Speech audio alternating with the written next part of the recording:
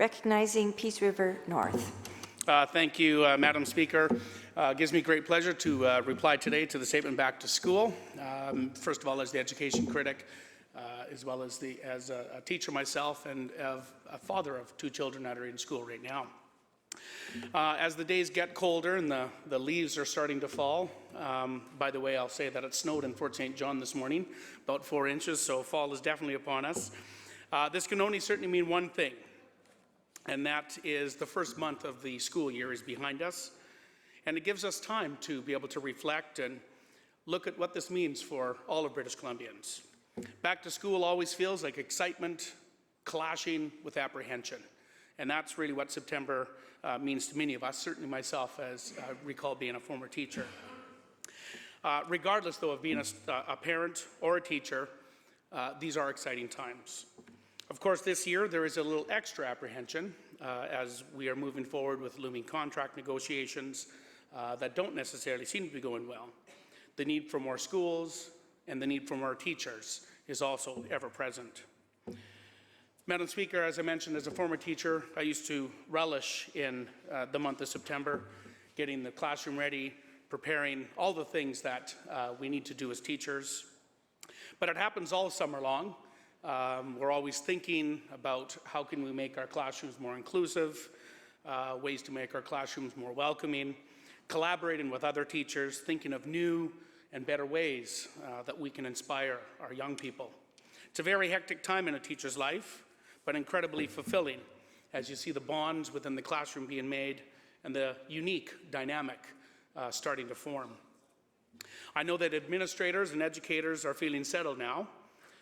They've gotten a feel for the classes, and the task at hand have already begun, and the understanding of many of the student needs are well underway. For students, of course, the fog of summer has lifted and they're back into the routine of the school year. Clubs and other sporting opportunities are underway and business is as usual.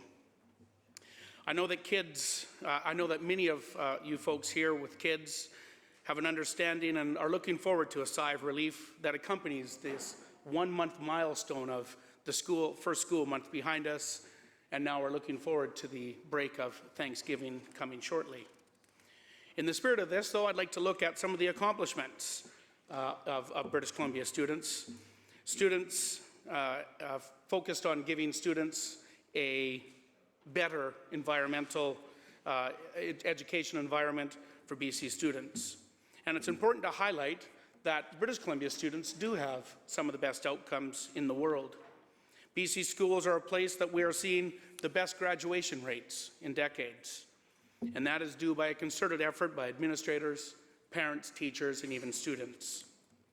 First Nations school completion rates have continued to climb upwards as efforts toward reconciliation and Indigenous studies provide a welcome space for students and a chance to share in culture and knowledge in ways that unfortunately have not been the norm. Elementary and middle schools are a challenging time for kids regardless of their circumstances. But I know that there are many anti-bullying programs that are focused on inclusion and acceptance that are making their way in progressive ways throughout all of our schools in British Columbia. With that said, I'd be remiss if I didn't touch on one of the biggest issues right now, I believe, facing British Columbia children, and that is the dangers of vaping and nicotine addiction.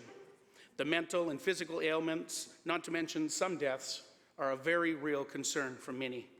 Youth are getting hooked on nicotine at alarming rates, and that seems to show no signs of slowing down. At least not until there is strong action by government to put the livelihoods of kids over everything else.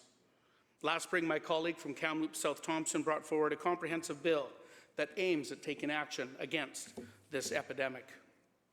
Other jurisdictions are taking strong, decisive action on things like vape flavoring. I can only hope that in the spirit of back to school and mutual care for the livelihood of our youth of this province, that a determined action will be set forth. I look forward to seeing progress on this issue as this legislative session continues. And in closing, to all the students of British Columbia, I do say good luck in an incredible school year. To all of our teachers and administrators, thank you for all that you do. Thank you, Madam Speaker.